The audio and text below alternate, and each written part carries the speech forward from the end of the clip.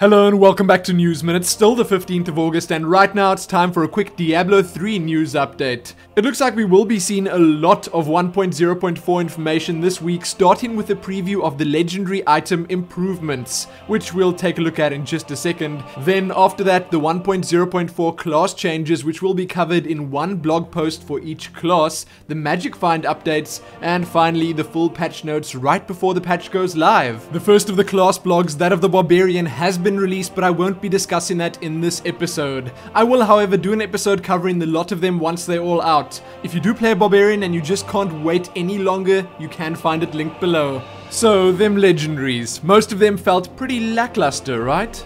Yes, I agree, but all of that is about to change. Blizzard have listened to what players wanted, and since launch, they've been working really hard, and secretively, of course, to give legendary items some of the flavor and feeling that they deserve. With 1.0.4 right around the corner and the new legendaries coming in that patch, we were given a look at some of the upcoming changes. A few highlights include that legendary armor and weapons have had their stats and damage increased, and many have been given unique and super interesting affixes.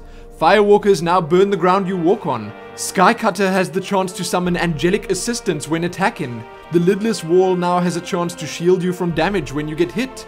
Goldskin has a chance for enemies to drop gold when you hit them, and many others. Watch your screens to see a few of them in action and a few of the new skins and effects added.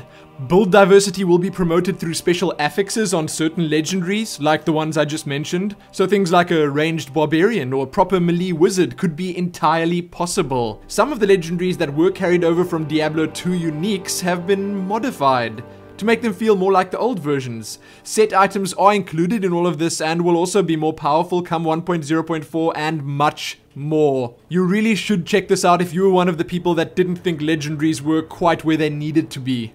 That was pretty much everyone, so that said, everyone will just have to check the blog post out. It's worth noting, once again, that these changes will not be applied retroactively, so you will have to actually loot them after 1.0.4 goes live. So that's it. What do you guys and girls think? With this, a little taste of what's to come in 1.0.4, are you considering going back and giving it all another go? I must admit I am thoroughly impressed by what they've done and what we've seen thus far, and I suppose there is a lot that they're not showing us. But hey, I reserve the right to hold judgment until the rest of the blog posts are out too. Or at least until I've played patch 1.0.4. There is, however, nothing at all wrong with making characters look cooler and making them feel cooler.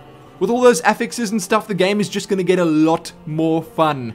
If you can actually afford the legendaries, that is, or if you get lucky enough to pick one up. You can find the full blog post linked below and the video showing the new legendaries off linked on your screens right now. It will open in a new window. There aren't really any interesting smalls to have a look at this week, so check back here very soon for more. Like the video and all that other good stuff, and most importantly, happy more legendary legendaries.